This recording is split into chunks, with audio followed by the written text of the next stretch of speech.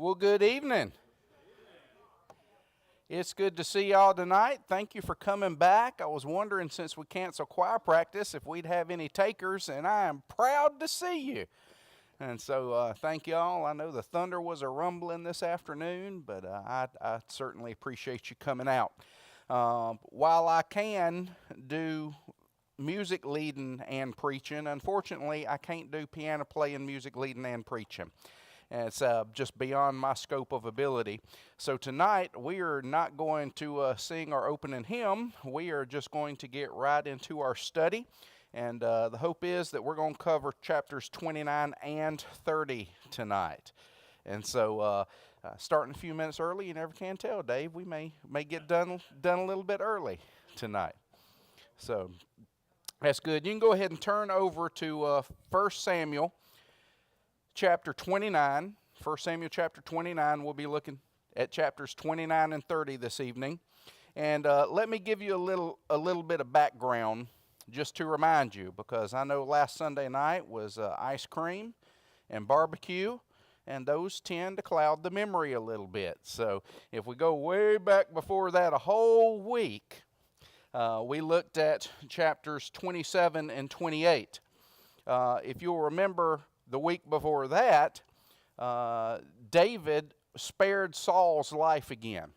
They came and camped, and David snuck into the camp at night with one of the men, and they stole the water jug and the spear, and then went up on the side of the hill and hollered down to Saul and all his men. And Saul did his whole, "Oh, my son David, I'm so sorry," again. And Saul and his troops headed back toward Gibeah, and David decided he was going to flee to the land of the Philistines. And the reason why is, if he went to the land of the Philistines, the Israelites would have thought that he defected and was no longer a threat, so Saul would leave him alone. That was the hope, and we found out in Scripture that that is what actually happened. So David and his 600 men and their wives and children and the whole entourage goes over back to King Achish, and David pulled kind of a double agent trick.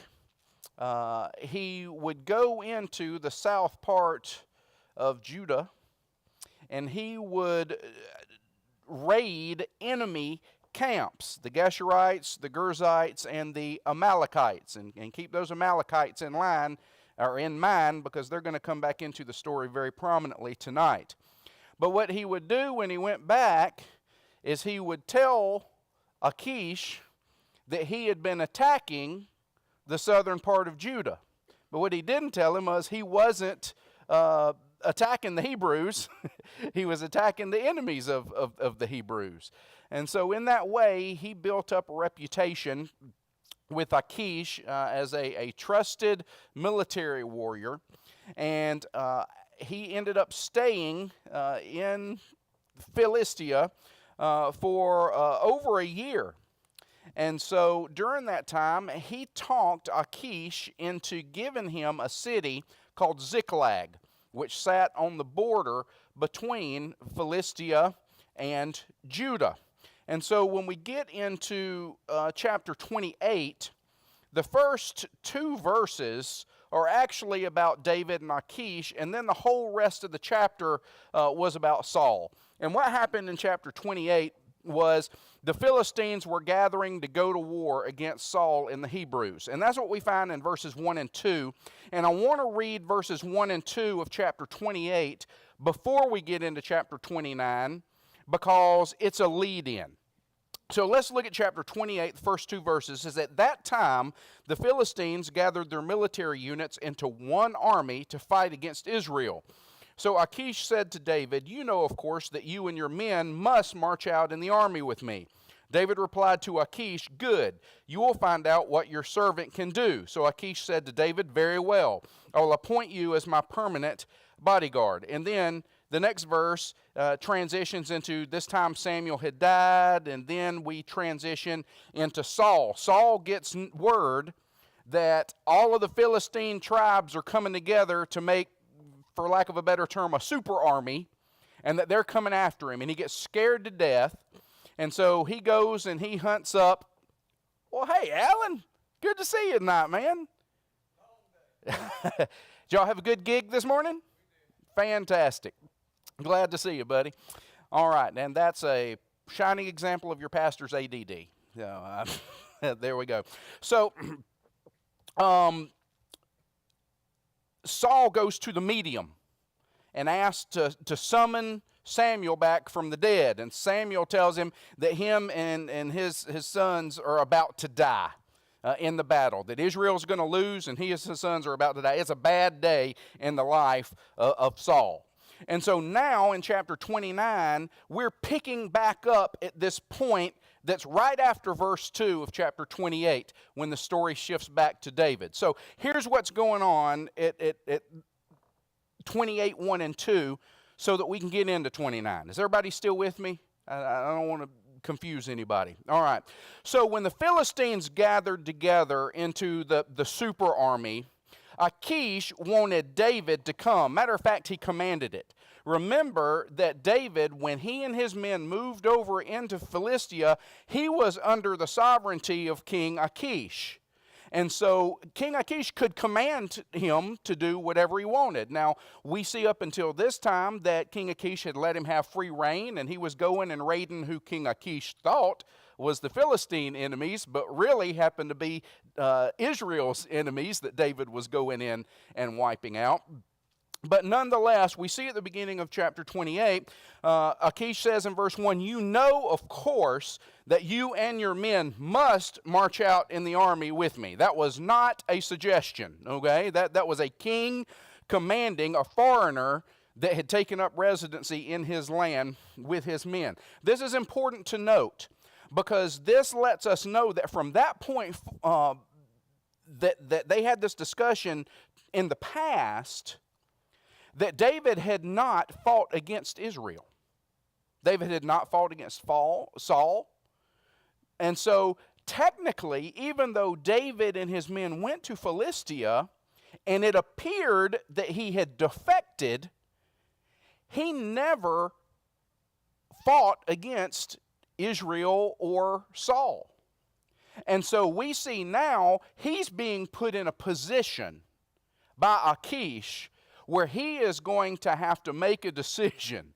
He's going to either have to fight against his own people and his own king, and keep in mind that David has not fought Saul. Saul pursued David. Saul's men has pursued David's men. But every time there was an opportunity for a clash, God either diverted Saul and his men, or David spared Saul and his men and made it a point to let them know. So yes, Saul has been going after David actively, but David hadn't been fighting him. David's been running. And so now we're coming to a time where David's going to have to make a choice, because King Achish, who gave him the city of Ziklag, is now commanding him to fight against Saul, God's anointed king of Israel, that David has up to this point defended and refused to hurt. And he would be forced to fight against his own flesh and blood, his kin, Israel.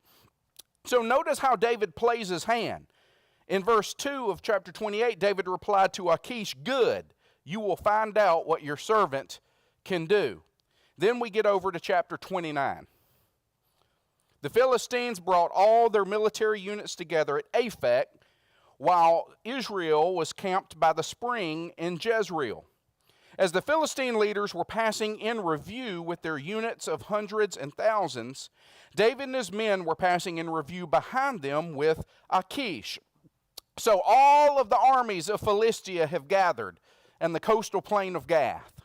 And so the commanders of all the armies are standing there, and they are reviewing. They're taking stock of their numbers. They're looking at the troops, figuring out who they've got so that they can evaluate and create a strategy for attacking Israel. So as the commanders are up here and you've got all the forces that are marching by and being evaluated, here comes old Hebrew David and his ragtag 600 men marching through. And the Philistine commanders say, hold up a minute, Achish. Look at verse 3. The Philistine commanders asked, "What are these Hebrews doing here?" Achish answered the Philistine commanders, "That is David, servant of King Saul of Israel. He has been with me a considerable period of time. From the day he defected until today, I found no fault with him." So Achish has been living with David and his men for quite a while. He has seen how savvy he is. And remember when David was going and was attacking the Amalekites and the Gizrites and all those ites that we talked about earlier, it said specifically that David in chapter 27 verse 11 did not let a man or a woman live to be brought back to Gath. For he said, "Or they will inform on us and say, this is what David did." This was his custom during the whole time he stayed in Philistine territory. So Achish trusted David, thinking, since he has made himself repulsive to his people Israel, he will be my servant forever. So now Achish thinks he's going to take advantage of the military prowess, because with Philistia gathering such a large army, their goal was to attack and take over all of Israel. If they could take down Saul, they've taken the whole nation. And then guess what? To the victor goes the spoils. And so since David was technically a servant of Achish, anything that they got, Achish was going to get a cut of. That's the way that it worked. So of course, David, being a renowned warrior, had all these victories, probably has been cutting him in on all the raids he's been doing the whole time he was there. He thought, I'm in the big time now. So Achish brings him, and he's trying to defend all the rest of the Philistines, who are standing there awestruck that here's David, the Goliath killer, the 200 foreskin stealer, that's there amassed with their troops from the inside out. And of course, they're suspicious. Verse 4, the Philistine commanders, however, were enraged with Achish and told him, "Send that man back and let him return to the place you assigned him. He must not go down with us into battle, only to become our adversary during the battle. What better way could he ingratiate himself with his master than with the heads of our men? Isn't this the David they sing about during their dances?" And here's the song that has reverberated throughout the book. "Saul has killed his thousands, but David his tens of thousands." So the Philistines, very intelligently from a military perspective, said, look,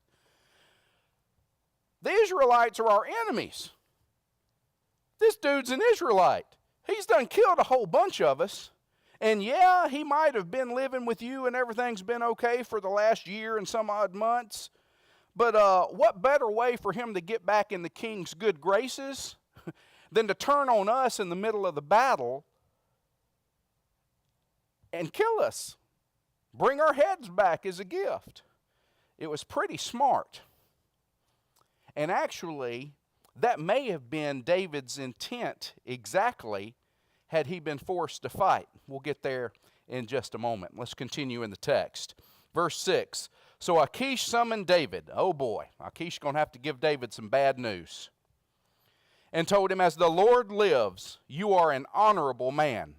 I think it's good to have you fighting in this unit with me, because I found no fault in you from the day you came to me until today.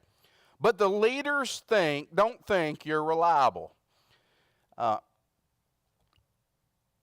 This is not casting a good light on Achish. He is bad-mouthing the leadership. "Well, you know, I'd love to keep you on, David, but the folks at the corporate office said there needs to be some cutbacks." If any of you have ever been in business, you may can relate to Achish's sentiments. Achish didn't want to let David go. There was stuff in it for him. So he's trying to let him go lightly, butter him up before he boots him out. So that's what's going on here. And David's going to play the part. Here we go. Verse 7, "Now go back quietly, and you won't be doing anything the Philistine leaders think is wrong." Verse 8, David says, "But what have I done?" David replied to Achish. Now, David was protesting, okay? And he had to play his cards pretty well, Because if David would have just said, okay, then that would have looked suspicious, like it wasn't. So David played the card like his honor has been insulted. Why? What have I done wrong? Why can't I help you?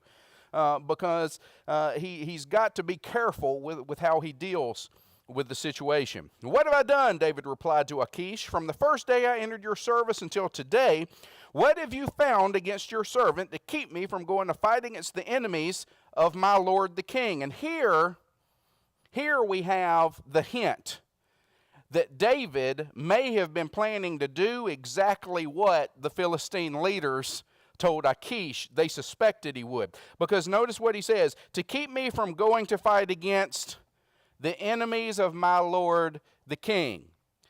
Now Achish would have thought he was talking about him, the king in Philistia. But who is David's king? Saul, the anointed of God. The Lord is still David's Lord. And so this gives us a hint. This may have been some more of that double agent speak. Hey, why can't I go and fight against the enemies of my king? Who are the enemies of his king? The Philistines were. And so God was opening an avenue here where either way David was going to be able to stay faithful to Israel. But the Lord worked it out where he didn't need to. Achish answered David, I'm convinced that you are as reliable as an angel of God. Well, this is interesting because the Philistines, they didn't worship Yahweh, the God of the Israelites. Yet Achish invokes the name of Yahweh, the God of the Israelites, in making this solemn promise or this swear to David. It says, the Philistine commanders have said he must not go into battle with us. So get up early in the morning, you and your master servants who came with you. When you've all gotten up early, go as soon as it's light. So David has protested just enough to not give away that he really didn't want to fight, or if he did, he was going to turn on them in the battle. And he has retained his honor. So now they're leaving Ephod, which is up at the coastal lands of Gath, and David and his 600 men are going to make their way back to Ziklag. And that's what it says in verse 11. So David and his men got up early in the morning to return to the land of the Philistines, and the Philistines went up to Jezreel. Now we're going to see a parting of stories. The Philistines are going up to Jezreel because where was Israel camped? Verse 1 of chapter 29. By the spring in Jezreel, right? Y'all see that? And so the Philistines, they've all mustered. They're going up to fight with Saul and the Israelites. What's going to happen to Saul and the Israelites? Found that out in 28 from Samuel. They're going to fail. They're going to fail. Saul and his family are going to die. So the Philistines are heading north to go fight Saul and the Israelites. David and his men are heading back south to go home, just like they were told to do.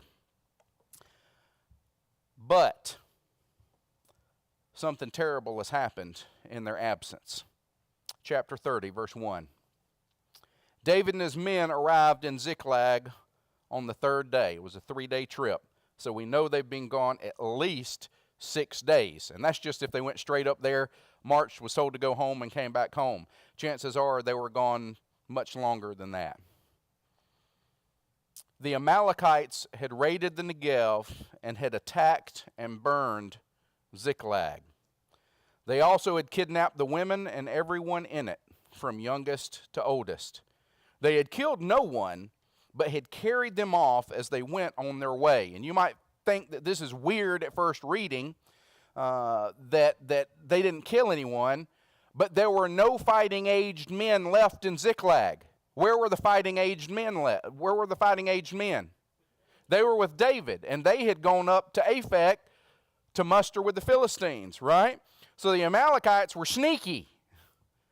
All the men left, and all that was left was the women, the children, and their stuff. And so while they're up there with the Philistines, the Amalekites wipe out all their stuff, kidnap all the women and children. The reason why they would have done that is they could have kept them for slaves. They could have kept them for wives. They could have sold them into slavery. The women and the children had a value just like the livestock and the treasure and all of the other spoils that they had done. So David and his 600 men get back to find their hometown is burned down, all their stuff's gone, and their wives and their children are gone. Verse 3, when David and his men arrived at the town, they found it burned. Their wives, sons, and daughters had been kidnapped. David and the troops with him wept loudly until they had no strength left to weep. They had no idea how long ago this happened. It could have happened the day they left, which at the soonest would have been 6 days ago, could have been a long time since. The trail was cold. The Amalekites had a head start. They were nowhere around. The kids nowhere around. The livestock nowhere around. You got to understand, they came back to utter devastation and not a clue even how far away they were, if they could even go and catch up, if their kids and their wives were even still alive.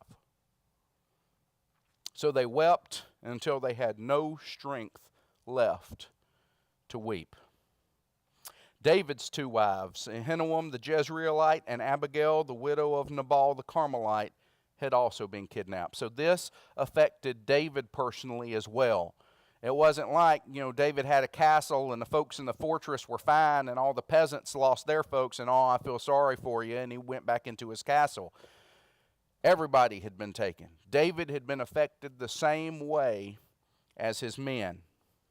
Verse 6, David was in an extremely difficult position because the troops talked about stoning him, for they were all very bitter over the loss of their sons and daughters. This is the first time that we see David's leadership questioned. And he's not king yet, but he is definitely a leader over these 600 men. And you can imagine their heartbreak when they come back and everything that they've ever worked for, everything they've built, everything they've done, their wives, their children, it's all been taken away. Why? Because David has been fraternizing with the enemy. David was the one who led them into Philistine territory. David was the one who led the raids on the Amalekites and the Geshurites and all those other ones. And they saw it as David's fault. If we wouldn't have gone up to Ephod, we'd still have our houses, our lands, our wives, our children, our livestock, and our wealth. This is your fault. And they wanted blood. It said they wanted to stone him. They wanted him dead. Somebody was going to pay for this. And they started rumbling that it was David. Not even stopping to realize David had lost just as much as they had. How did David respond? Look at the last sentence in verse 6. David found strength in the Lord his God. Now they had wept till they had no more strength. But David found strength in his God. When times got hardest, when they were at their absolute worst, when they had lost everything they had to lose, David turned to the Lord and found the Lord as the source of his strength. So David said to the priest Abiathar, son of Ahimelech. Do y'all remember Abiathar, son of Ahimelech? We've heard of him before. Ahimelech was one of the priests at Nob. What happened to the priests at Nob? When Saul was in one of his crazy spells that was pursuing David, he went up and he slaughtered all the priests at Nob because they had given David the sword of Goliath and the bread from the show table. And so the son, Abiathar, the son of Ahimelech, who was killed, got away. And he defected and found David. And David told him that he would take care of him the rest of his life. And so here we are. Ahimelech has stayed with David and his men, still serving as their priest, because he's the only Levite amongst a bunch of Judahites. And so David said to the priest, bring me the ephod. Now, do y'all remember the ephod? That's the shirt piece of the priestly garment. And there were several things on the priestly garment. If we go back and we look, there was a jewel stone for each of the 12 tribes on there. And then there was this little mechanism called the Urim and the Thummim. And God had used that as a divine way for them to seek God's will in certain situations. They could ask a yes or no question, and they would do something. I don't know if they could pull it off and roll it like dice. I don't know if you could spin it where it was and it had an arrow. I don't know if it was like a quarter and it had two sides and it could come up Urim or it could come up Thummim. There's all kinds of different theories on what this would have been, but what we do know is it came up with one of two answers, yes or no. And they would ask the question, they would do whatever they did to this device, and whatever it came up would tell them yes or no to the answer of their questions, and they saw that as God's way of helping them to make decisions. Now, we look at that today and we think that it's kind of silly, but that's the way that God prescribed it. It wouldn't be like us, taking out a quarter and flipping it. God did not God did not prescribe for us to seek Him and make decisions in that way. But since He did prescribe the use of the Urim and the Thummim by a priest, then if they followed God's prescribed way, He would speak to them through that, giving them a yes or no answer. And so when David is summoning Abiathar, what he's doing is he's getting ready to seek counsel from God. So that's where we are, verse 7. Bring me the ephod. So Abiathar brought it to him. Verse 8, and David asked the Lord, should I pursue these raiders? Question number 1, notice it's a yes or no question. And will I overtake them? Yes or no question. Keep in mind, they don't know how much of a head start they've got, don't know what direction really that they've gone in. What do we do? Notice that David didn't just get a band of men together and them go out scouting and hunting for heads. The first thing he chooses to do is seek the counsel of the Lord. He found his strength in the Lord in his time of loss. And instead of letting his circumstances cause him to make poor or rash or angry decisions, he's letting God make the decisions and guide him. What we're seeing here, we've seen some up and down in David's life as far as spiritually and following God. Here we're seeing a good example set. So David asked, should I pursue these raiders? Will I overtake them? Second half of verse 8, the Lord replied to him, pursue them, for you will certainly overtake them and rescue the people. So David and the 600 men with him went. They came to the Wadi Besor. Wadi is what we'd call down south a dry waterbed, okay, a dry creek. In the wet season, it flows water, and it's got a little channel and a course. But during the dry parts of the year, it's dried up and it's just an empty ditch. That's primarily what they had in the southern part of Judah. It was like a desert region. And there was a rainy season, and there were rivers and creeks that flowed. But a lot of the year during the dry season, there wouldn't be water in these things anymore. But they named them and used them as boundaries. So Besor is where this was. The Wadi is just a description of that's the wet spring or dry creek bed there, Wadi Besor.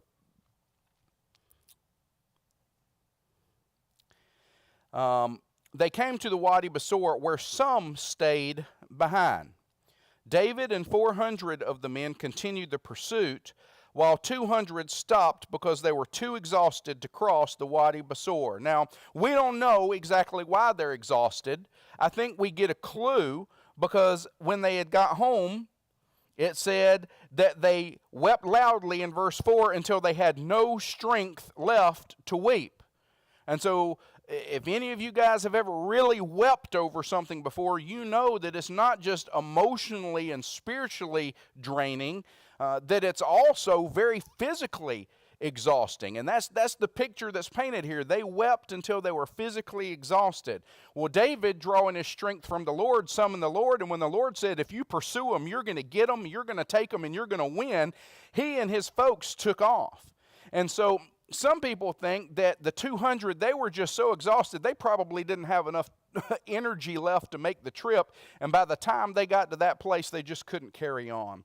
Other commenters reckon that these 200, that David, once they discerned what direction that they were going to go in, he probably marched his army double time to try to catch up. Remember, they didn't know how far ahead the Amalekite army was, and so they were traveling double time, hoping that maybe they could make up some time and they could catch up with them before anything bad happened to their wives and children.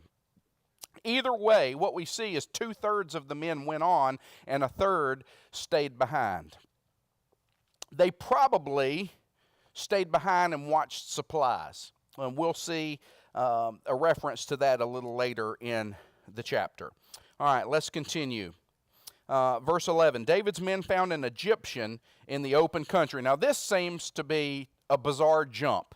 And there is kind of a slight change in action here. All of a sudden, we've got the army camped out at the Wadi Basor. David and 400 are moving on into the wilderness, and 200 stay behind. And all of a sudden, they're finding an Egyptian guy. Well, this Egyptian man, turns out he was a slave of one of the Amalekites. And they were moving and grooving to get home with their stuff and their newly acquired women and children from the spoils of raiding Ziklag. And this guy gets sick. And his master tells him, see you later. And they leave him in the wilderness to die. And so David and his men, as they're pursuing the Amalekites, they find this man and he's just about dead. Let's continue on. David's men found an Egyptian in the open country, and they brought him to David. They gave him some bread to eat and water to drink. Then they gave him some pressed figs and 2 clusters of raisins. After he ate, he revived, for he hadn't eaten food or drunk water for 3 days and 3 nights. They nursed him back to health. Verse 13, then David said, to whom do you belong, and where are you from? I'm an Egyptian, the slave of an Amalekite man, he said. My master abandoned me when I got sick 3 days ago. So at that point, they knew they were 3 days behind the Amalekites. We raided the south country. This is the Egyptian continuing to speak in verse 14. We raided the south country of the Kerethites, the territory of Judah, and the south country of Caleb, and we burned Ziklag. So the picture is now much broader. The Amalekites didn't just hit Ziklag. They had gone throughout a huge swath of the southern half of Judah, raiding and pillaging towns, and they had been successful at doing it. Verse 15, David then asked him, will you lead me to these raiders?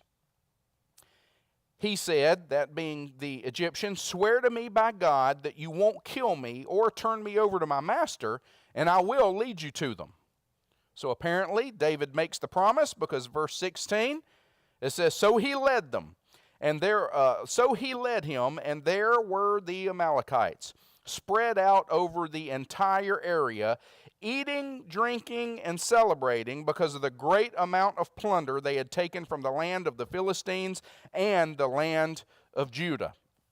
So these dudes, while the Philistines were gone, they raided them. While David was gone from Ziklag, they raided them. And apparently Saul had mustered the army of Israel to face the Philistines, so they walked into Judah and they raided Judah too. And now they had more stuff than they probably had ever had before. It was a bigger raid than they had ever had the opportunity to do before, and they were throwing a party. I mean a grand shindig. They had been partying so hard and so much that even though David and his men were 3 days behind, they were able to catch up. And it says they were celebrating with all the plunder. I mean, it's fun to party on your own bill, but when you got somebody else's stuff, hey, right? That's the way that it worked. And that's what David caught them doing. It says in verse 17, David slaughtered them from twilight until the evening of the next day. They caught them just before sundown. And David and his little 600 men put a whooping on these bunch of drunk, celebrating raiders.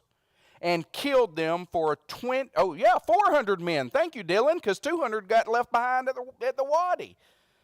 So David and his ragtag band of 400 tired men whooped them. And they didn't just whoop them, it took them 24 hours to kill them all. Matter of fact, the Bible tells us only 400 of them got away, and they only got away because they jumped on a camel and hightailed it out of there. Look at what Scripture says. David slaughtered them from twilight until the evening of the next day. None of them escaped except 400 young men who got on camels and fled. David recovered everything the Amalekites had taken.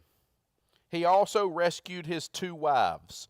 Nothing of theirs was missing, from the youngest to the oldest, including the sons and daughters, and all the plunder the Amalekites had taken. David got everything back. So apparently the partying that was being done with plunder that was not from Ziklag. But now David had a different issue at hand, because all of the plunder that the Amalekites had taken, guess who it belonged to now? David. So now David had all of that plunder from the land of the Philistines that had been raiding, all his own stuff back, which nothing from Ziklag was missing, and all the stuff from Judah where it was taken. David could have set up a nice little self-aggrandizing, ego-based camp if he would have wanted. His own little domain. He certainly would have been wealthy enough at this time. But we see that something interesting happens here. Verse 20. He took all the flocks and herds which were driven ahead of the other livestock, and the people shouted, "This is David's plunder." When David came to the 200 men who had been too exhausted to go with him and had been left at the Wadi Basur, they came out to meet him and to meet the troops with him. They heard him coming back. Probably heard the livestock first, since they were being driven back, and they knew, oh boy, we have won. And they were probably pretty excited. Came back to welcome their comrades home.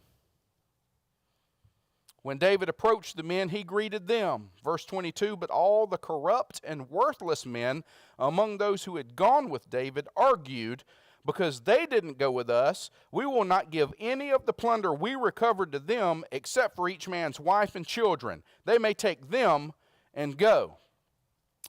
So here we see a squabble about to break out. And notice how the historian describes these men. Now, these are the ones that went and actually fought in the battle. They were the one, they didn't stop at the river. They went, they risked their lives, and they were the ones that had won the battle. They were the ones screaming, "This is David's plunder." And they didn't think it should be shared with the guys who got to stay behind by the wadi, watching the supplies. But David saw things differently, and this is why. Even though these men said this is David's plunder, and they were celebrating a great victory by David, David didn't see it that way. David saw the victory as the Lord's, and he saw the plunder as the Lord's. And when you're looking at it as being a steward of something that belongs to the Lord, you treat it a little bit differently than you look at it if it's mine, I earned it, me, I, and you're self-centered. The reason why the Bible describes these men as corrupt and worthless is because they were selfish. They didn't want the 200. There was more than enough to go around. All of them were going to get way more back. Remember, it wasn't just Ziklag stuff, all the Philistine stuff, all the South Judean stuff. They were all going to have way more than they ever could have imagined. And they didn't want to share any of it with the 200 that couldn't come along. Well, David was having none of it. Verse 23, David said, "My brothers, you must not do this with what the Lord has given us." Now, they said, we. Did you notice that? Because they didn't go with us, we will not give any of the plunder we recovered to them, except for each man's wife and children. They can take them and go. We, us. David says, the Lord's. The Lord's victory, the Lord's plunder. We're going to deal with this in a way that honors the Lord. David said, "My brothers, you must not do this with what the Lord has given us." Verse 23, He protected us and handed over to us the raiders who came against us. Who can agree to your proposal? The share of the one who goes into battle is to be the same as the share of the one who remains with the supplies. That's where we get a clue of what these 200 who were staying behind at the Wadi Basora were doing. They will share equally. Verse 25, and it has been so from that day forward. David established this policy as a law and an ordinance for Israel, and it still continues today. Now, we don't know exactly when the historian was writing this. Some people speculate that it was during the Babylonian captivity, shortly before or shortly after. But anyway, the line of kings at that time had been broken at the time the historian was writing this, and yet this law that David established carried on through. Doesn't matter if you fought, if you're part of the army, you're part of the brotherhood, we're going to split it the same. It doesn't matter what your position or what your job is. Verse 26, when David came to Ziklag, he sent some of the plunder to his friends, the elders of Judah, saying, "Here's a gift for you from the plunder of the Lord's enemies."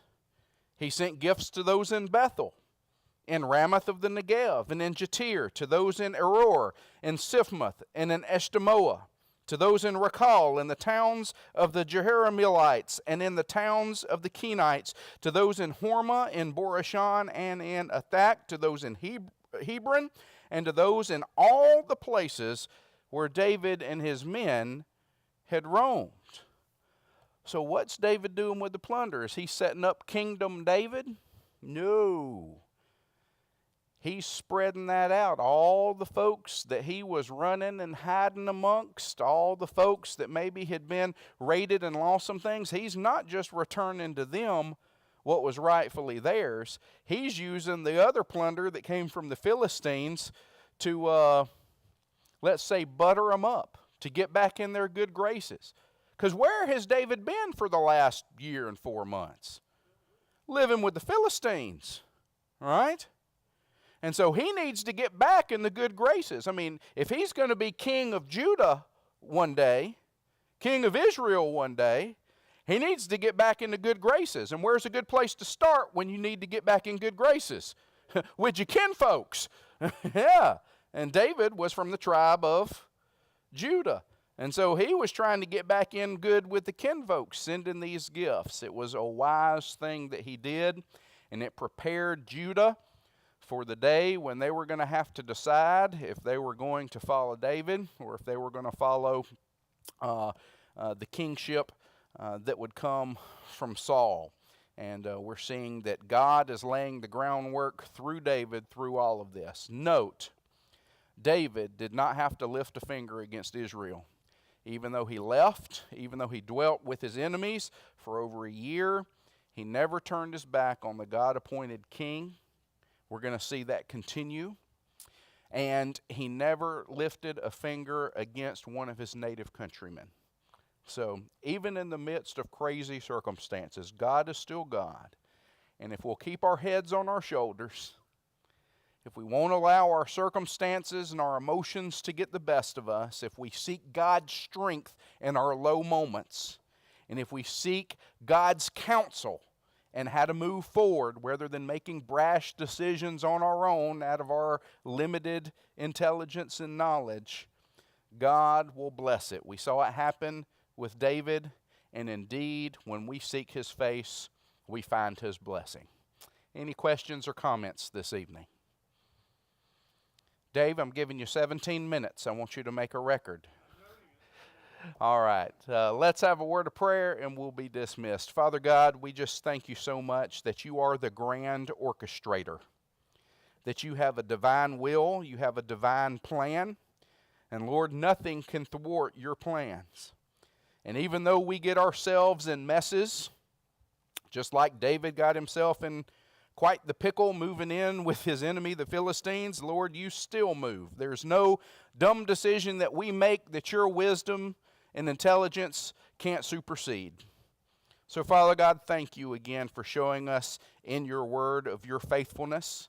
Thank you of the example that David set in the chapters that we read tonight.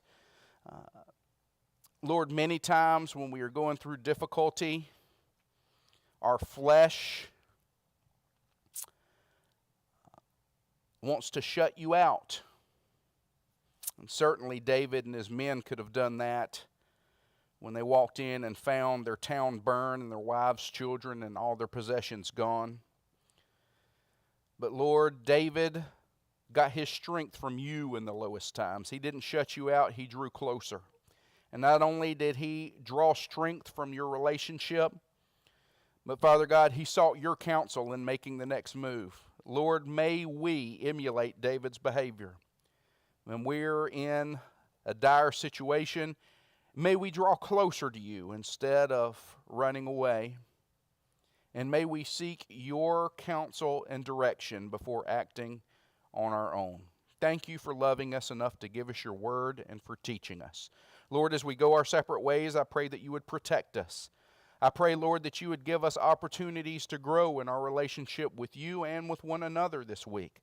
And that, Lord, you'll bring us back safely to gather together, fellowship, and worship you again. It's in Jesus' name we ask these